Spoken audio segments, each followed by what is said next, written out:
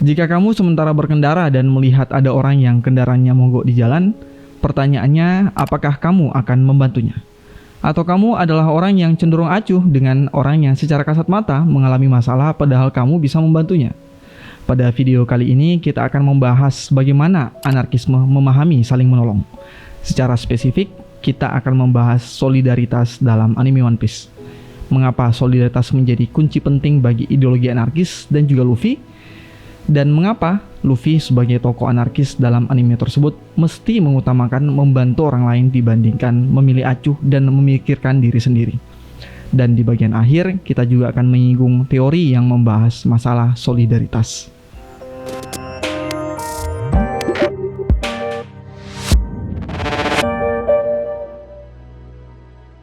Charles Darwin menganggap bahwa is not the most intellectual of the species that survive, bahwa bukan yang tercerdas yang dapat bertahan hidup. It is not the strongest that survive, juga tidak dengan yang paling kuat. But the species that survive is the one that is able best to adapt and adjust to the changing environment in which it finds itself.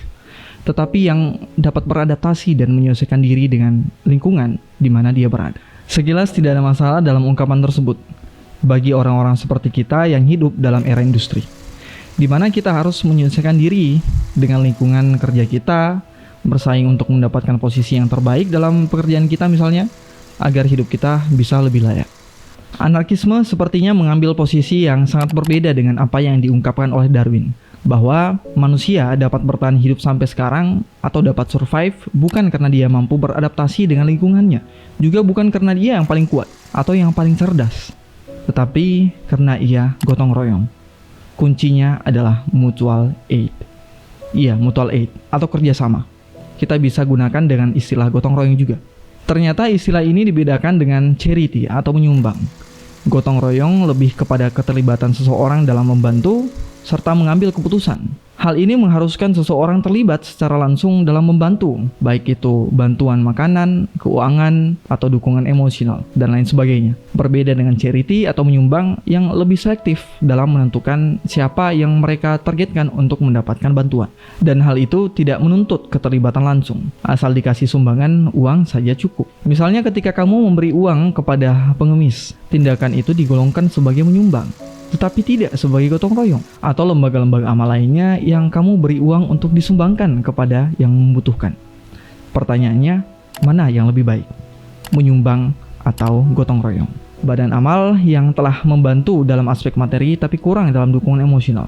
Di sisi lain, gotong royonglah yang membuat satu komunitas menjadi solid. Falsafah ini sangat terkenal di Indonesia dengan ungkapan satu lidi mudah dipatahkan, banyak lidi sulit untuk dipatahkan. Atau sapu lidi sebagai sapu lebih bermanfaat daripada sebagai lidi yang lepas dari ikatannya. Atau ungkapan bersatu kita teguh, bercerai kita runtuh. Dan tentunya kebersatuan itu dimaknai sebagai gotong royong. Dalam pandangan anarkisme, konsep gotong royonglah yang membuat manusia dapat melintasi sejarah. Manusia sebagai makhluk sosial yang membantu satu sama lain yang membuat manusia dapat eksis sampai sekarang. Di Aris Blue, saat pertama kali perjalanan Luffy sebagai bajak laut dimulai, Luffy mengungkapkan keinginannya untuk mencari 10 anggota bajak laut yang akan menemaninya menjadi raja bajak laut, yang dimana krunya memiliki keahlian masing-masing. Dalam perjalanannya, dia bertemu dengan Koby yang ditawan oleh bajak laut Alvida dan diperbudak dalam kapal. Luffy tidak pikir panjang dalam membantu Koby untuk lepas dari bajak laut penindas seperti Alvida. Setelah membebaskan Koby dan menemani Koby pulang ke desanya, ternyata penduduk desa Koby pun ditindas oleh Marine yang mempunyai fungsi ganda sebagai tentara juga polisi dalam anime tersebut. Kali ini bukan hanya bajak laut yang merenggut kebebasan orang lain, tetapi pemerintah pun ikut andil dalam menindas warga desanya. Juga saat merekrut kru bajak lautnya, cerita Luffy diwarnai dengan membantu orang-orang yang tertindas, dan jika dia mati, penindasan dalam anime One Piece lahir bukan hanya dari bajak laut, tetapi juga dari pemerintah. Keduanya punya potensi besar untuk menindas, serta merenggut kebebasan orang lain. Dan dalam pandangan Luffy, juga anarkisme percaya bahwa sumber utama masalahnya adalah hierarki. Selama bentuk organisasi masih terpusat pada yang paling atas, maka selama itu pun selalu ada penindasan. Sehingga penolakan Luffy untuk menjadi pemimpin armada besar juga dimaknai sebagai penolakan Luffy terhadap hierarki. Lalu apa itu hierarki? Hierarchy is a vertical form of organization where one person or a group of people have power over others. An anarchist would seek to erase that class division so that power is distributed on equitable lines. Anarkisme percaya bahwa penindasan justru lahir dari hierarki. Karena kaum anarkis berpendapat bahwa bentuk organisasi yang terpusat menghasilkan manusia yang cenderung tidak peduli dengan orang lain. Dan dalam kehidupan modern misalnya, di lingkungan kerja, kita sebagai manusia modern kerap kali bersaing untuk mendapatkan perhatian bos daripada membantu sesama pekerja. Hal ini tergambar dalam sistem pendidikan kita juga, dengan metode perankingannya, yang justru membentuk siswa secara hierarkis. Bahkan saat ujian, kita dilarang untuk peduli terhadap teman kita yang kesulitan dalam menjawab soal. Dan alhasil, hubungan yang terbentuk antara kita dan teman kita adalah hubungan yang mementingkan diri sendiri. Hal tersebut menciptakan manusia yang acuh dengan sesamanya dan mementingkan diri sendiri. Bentuk hubungan sosial yang lahir adalah kekejaman, bukannya solidaritas. Persaingan para pekerja hanya dimaksudkan untuk mendapatkan citra yang baik dari atasan, sehingga membuat sesama pekerja saling menjatuhkan alih-alih membentuk solidaritas. Dalam anime One Piece, sesama bajak laut juga saling bersaing dan tidak sedikit yang saling membunuh satu sama lain untuk mendapatkan kekuasaan atau kedudukan di bangku teratas dari hierarki. Keseragaman bukan persatuan, bahkan otoritas mengendalikan pakaian apa yang mesti kita gunakan untuk terlihat bersatu. Sehingga esensi dari persatuan yang sebenarnya dilekatkan pada upaya gotong royong hanya ditandai dengan apakah kamu menggunakan pakaian yang sama, bukan pada bentuk persatuan yang sesungguhnya. Kami sempat menyinggung masalah ini pada video sebelumnya, bahwa anarkisme menolak negara sama dengan Luffy. Walaupun Luffy tidak pernah mengungkapkannya secara langsung, tetapi tindakannya untuk menjadi bajak laut menandakan dia pun menolak negara. Sehingga penolakan kaum anarkisme terhadap negara bukannya tidak berdasar. Mereka berpendapat bahwa bentuk pemegang kendali hierarki yang paling utama adalah negara. Sehingga dalam pandangan anarkisme, negara mesti dihapuskan. Lalu seharusnya seperti apa? Menurut kaum anarkisme, kekuasaan harus terdistribusi pada semua orang. Bukan pada satu atau segelintir orang yang menguasai banyak hal. Bukan centralized tapi decentralized. Sehingga kedudukan antara satu kelompok dan kelompok lainnya adalah setara. Sebagai hasilnya, satu kelompok tidak memperkerjakan kelompok lain, juga tidak mengeksploitasinya, tetapi hubungan yang terbentuk ialah gotong royong. Hal ini ditampilkan saat Luffy mengatakan,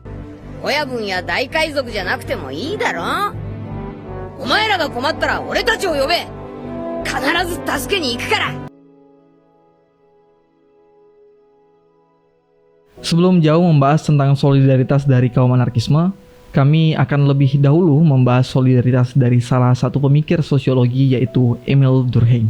Dalam perkembangan masyarakat, Emil Durkheim melihat bahwa masyarakat berkembang dari masyarakat tradisional menuju masyarakat modern. Keduanya mempunyai relasi sosial yang sangat berbeda, sehingga solidaritas yang terbentuk antara kedua masyarakat tersebut juga berbeda. Durkheim mengklasifikasikan dua bentuk solidaritas. Yang pertama yaitu solidaritas mekanik dan yang kedua adalah solidaritas organik. Solidaritas mekanik merupakan solidaritas yang terbentuk atas dasar persamaan. Solidaritas jenis ini mudah tercapai pada masyarakat tradisional, karena pada masyarakat tradisional pembagian pekerjaan tidak banyak. Misalnya pada zaman dahulu kita tidak jumpai pekerjaan seperti tukang parkir, pegawai supermarket, kasir, manajer misalnya, pro player, youtuber, direktur, dan lain sebagainya. Pekerjaan pada zaman dahulu hanya sedikit, seperti petani, nelayan, pemburu, dan lain sebagainya. Sehingga masyarakat cenderung untuk bekerja sama untuk mendapatkan hasil yang lebih banyak daripada mengerjakannya secara sendiri-sendiri. Hal ini tergambar dalam beberapa kebudayaan di Indonesia. Misalnya nelayan di Lamalera, Provinsi NTT yang punya tradisi menangkap paus bersama-sama, atau tradisi memindahkan rumah atau marakak bola dalam tradisi Bugis. Dan tradisi-tradisi lainnya dalam masyarakat tradisional yang bersatu atas dasar persamaan. Untuk menggambarkan suasana itu, Durkheim memberi istilah sebagai solidaritas mekanik. Solidaritas jenis ini dilandasi dengan prinsip kesamaan. Berbeda dengan masyarakat tradisional, masyarakat modern memiliki masalah yang sangat kompleks, mulai dari pembagian kerja yang rumit, kehidupan yang individualis, persaingan pekerjaan, dan lain sebagainya. Tetapi mereka tetap solid menurut Durkheim. Durkheim mengistilahkannya dengan solidaritas organik, di mana masyarakat membangun relasi atau hubungannya dengan lingkungan sosial atas dasar perbedaan, bukan kesamaan. Secara sederhana, dalam masyarakat modern, individu memainkan peran yang berbeda-beda. Seperti yang sudah disinggung sebelumnya, seperti tukang parkir misalnya, direktur, youtuber, percetakan, pro player, dan lain sebagainya. Sangat bervariasi pekerjaan yang ada di masyarakat modern. Dan oleh sebab itu, kehidupan juga berbeda satu sama lain. Namun, perbedaan peran-peran tersebut saling tergantung dan saling membutuhkan satu sama lain. Misalnya, ibu rumah tangga dan penjual sayur dan petani sayur dan penjual pupuk dengan pabrik pupuk dengan pengiklan pupuk, pengiklan dengan media dengan artis dengan penjual makeup misalnya atau busana dan seterusnya. Pekerjaan mereka berbeda tetapi tetap saling terhubung atas dasar kepentingan masing-masing. Dalam masyarakat modern, mereka bersatu atas dasar perbedaan pekerjaan atau pembagian pekerjaan. Setiap individu dalam masyarakat modern memiliki ketergantungan yang sangat tinggi antar sesamanya. Durkheim melukiskan suasana ini dengan istilah solidaritas organik, solidaritas yang berdasarkan pada prinsip perbedaan. Durkheim sepertinya tidak melihat hierarki sebagai masalah dalam relasi manusia, dan tetap mengatakan baik masyarakat tradisional maupun masyarakat modern dapat mencapai solidaritasnya dengan caranya masing-masing. Berbeda halnya dengan kaum anarkisme, yang menempatkan hierarki menjadi satu masalah utama dalam hubungan manusia. Bahwa ketika seseorang terhubung dengan seseorang lainnya hanya atas dasar kepentingan semata atau kepentingan ekonomi, maka hubungan semacam itu adalah palsu atau sandiwara. Karyawan dan bos misalnya yang tetap bersatu bukan atas dasar ingin membantu, tetapi ada kepentingan ekonomi di dalamnya. Dan hampir setiap relasi hubungan kita dengan orang lain saat ini hanya didasarkan pada motif kepentingan individu, bukan atas dasar kemanusiaan. Dan relasi semacam itu dalam pandangan anarkisme adalah penuh dengan kepalsuan. Dalam anime One Piece, suasana yang ditampilkan adalah suasana masyarakat modern, bukan masyarakat tradisional. Hal ini tergambar dalam anime tersebut. Sudah ada pers misalnya, ada pabrik, ada telepon, dan lain sebagainya.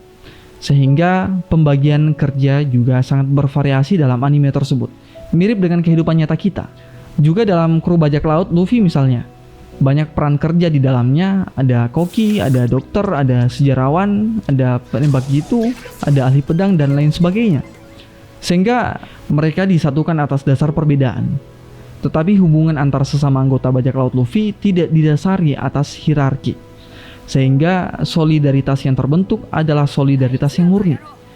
Luffy tidak dalam upaya memerintah kru bajak lautnya, dan juga tidak memperkerjakan mereka. Tetapi hubungan yang terbentuk adalah hubungan yang bebas yang disepakati antar satu anggota dan anggota lainnya.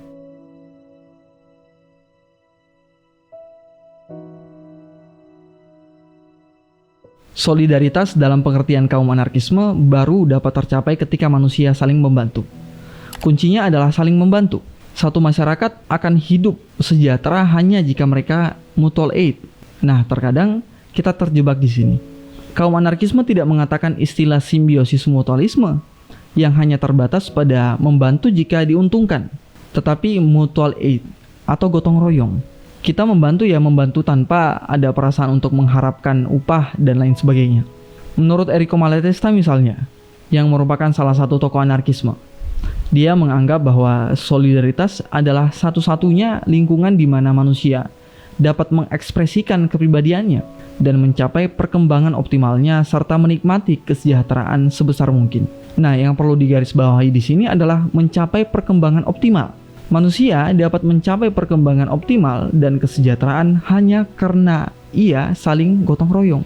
Dalam anime One Piece misalnya, ditampilkan Luffy dapat mengembangkan kekuatan hakinya lebih kuat dengan jalan membantu orang lain. Disclaimer, haki dalam anime One Piece adalah potensi kemampuan yang dimiliki oleh semua manusia di dunia One Piece. Walaupun tidak semua manusia dapat mengembangkan potensi tersebut, tetapi dari hasil pengamatan kami bahwa haki tersebut muncul karena upaya seseorang untuk membantu orang lain.